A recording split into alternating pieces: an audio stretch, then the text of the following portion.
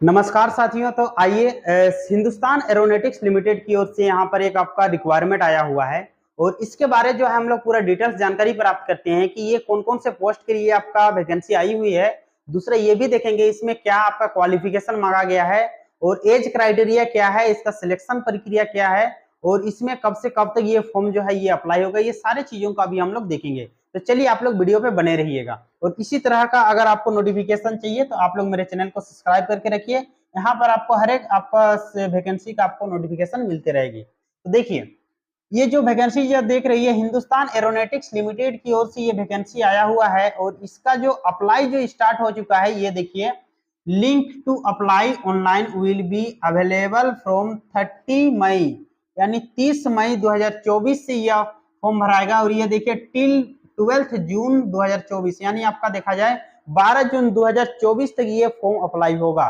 तो ये कब से 30 मई से आपका देखा जाए 12 जून तक आप फॉर्म को अप्लाई कर सकते हो। नेक्स्ट इसका हम लोग देखेंगे कि इसमें और क्या क्या चीज इसमें आवश्यकता होती है, देख लीजिए यहाँ पर।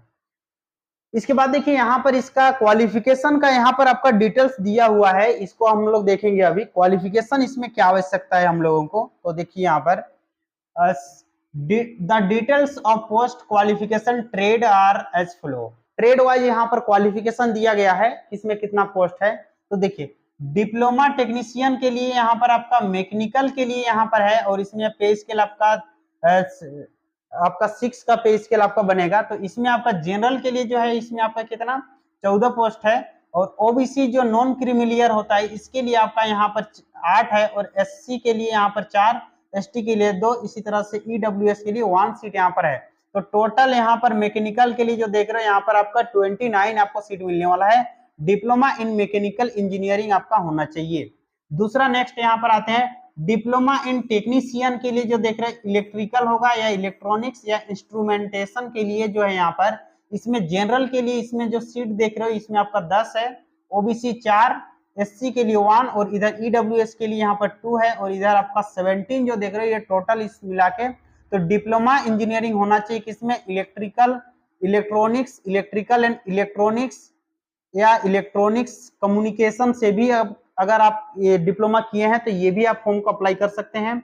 इंस्ट्रूमेंटेशन से भी आप किए हो तो आप फॉर्म को अप्लाई कर सकते हैं। नेक्स्ट देखिए यहाँ पर सी नंबर में ऑपरेटर के लिए पोस्ट के लिए यहाँ पर है फिटर का जो सबसे ज्यादा पोस्ट है यहाँ पर 44 पोस्ट है और ये भी आपका 27 यहाँ पर आपका ओबीसी के लिए, एससी के लिए 16 है और इधर एसटी के लिए यहाँ पर आपका 7 पोस्ट है।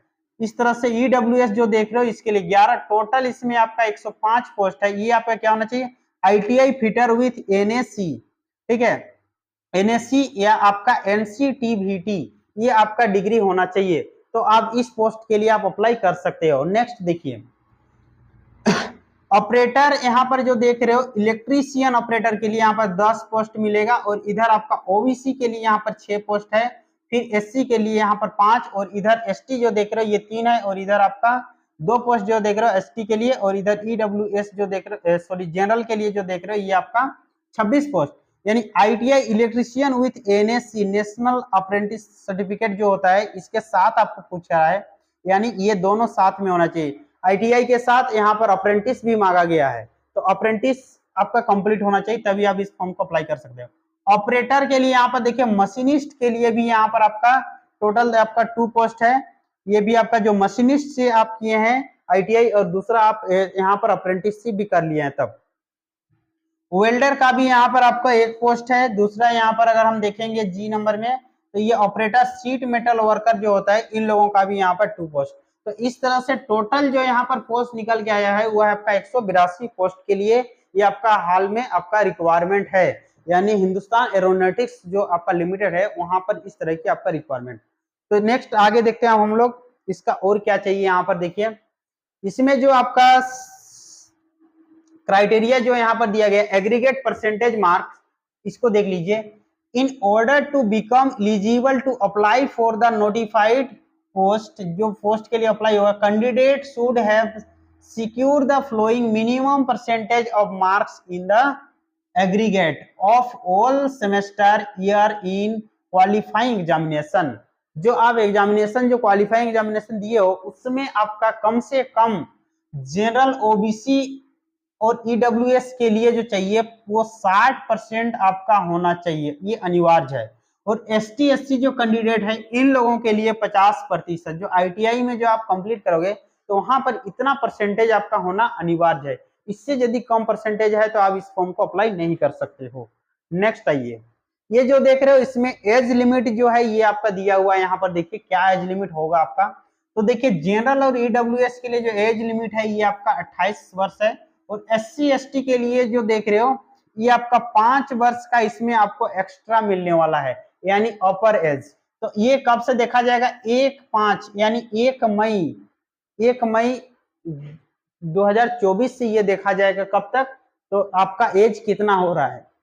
नेक्स्ट आइए, ओबीसी नॉन क्रीमिलियर जो होता है इन लोगों के लिए यहाँ पर देखिए 3 ईयर का यहाँ पर आपका एज रिलैक्सेशन दे रहा है। और पीडब्ल्यूबीडी के लिए जो देख रहे हो यहाँ पर इन लोगों का रहता है आपका कितना, तो यहाँ पर देख लीजिए इन लोगों का लिया है आपका 15 वर्ष यानी 15 ईयर। और इधर ट्राइबल क्षेत्र देख रहे हो, इस जो एसटी शेड्यूल कास्ट में जो आते हैं उन लोगों के लिए यहाँ पर 13 यानी 13 वर्ष का यहाँ पर एज रिलैक्सेशन दे रहा है।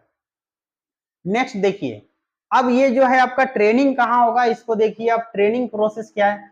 Selected personnel on tenure basis will undergo induction training for a period of 8 week. 8 महीना का 8 सप्ताह का ट्रेनिंग होगा। 8 सप्ताह कहने का मतलब वही आपका 2 महीना का आपका ट्रेनिंग होगा।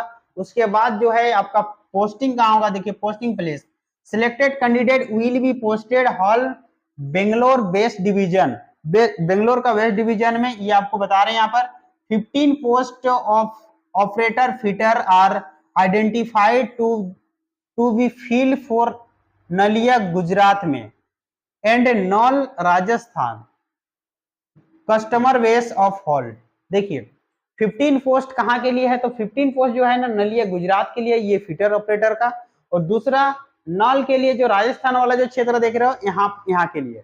नेक्स्ट 5 पोस्ट जो देख रहे हो ये ऑपरेटर के लिए जो है ये आपका ये कहाँ नलिया आपका गुजरात में, नॉल आपका कहाँ राजस्थान, यानी गुजरात और राजस्थान वाला जो क्षेत्र देख रहे हो यहाँ पर आपको पोस्टिंग मिलने का चांस है ज्यादा। डिप्लोमा इन मैकेनिकल पोस्ट जो यहाँ पर 4 पोस्ट है डिप्लोमा इलेक्ट्रिकल इलेक्ट्रॉनिक्स के लिए, तो ये 4 post are identify to be filled for airforce station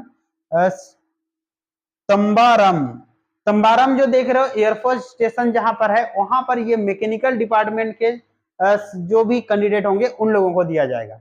और फिर आपका यहाँ पर notwithstanding the airforce candidate are liable to be posted to any place of India where HAL has division office detachments customer base and ETC office जो भी।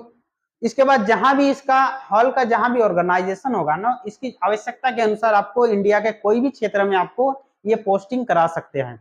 Next है ये, अब देखिए यहाँ पर आपका इसमें सैलरी आपको किस तरह से आपको मिलने वाला है। तो देखिए जो डिप्लोमा कैंडिडेट है डिप्लोमा में जो आएंगे उन लोगों का जो है मिनिमम जो बेसिक सैलरी रहेगा वो 23,000 का रहेगा, और इसके बाद जो है अलाउंस ये सब आपका बढ़ के इस तरह से आपका टोटल इस तरह से आपका कितना 46,511 रुपया जो है आपका टोटल यहाँ पर आपका बनने वाला है पर मंथ। और जो ऑपरेटर जो है आपका आईटीआई इन लोगों का बेसिक सैलरी जो देख रहे हो यहाँ पर 22,000, और इस तरह से आपका यहाँ पर कुछ अलाउंस मिलके टोटल यहाँ पर जो है आपका बन जाता है कितना 44,554 रुपया। तो इस तरह से यहाँ पर आपका सैलरी मिलने वाला है। तो ये आपका रहा सैलरी। फिर आपका इसके बाद देखिए ये आपका सिलेक्शन प्रोसीड्यूर क्या होगा।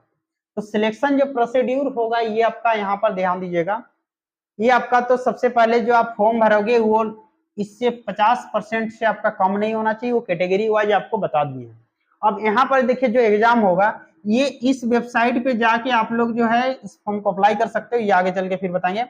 The written test will be मतलब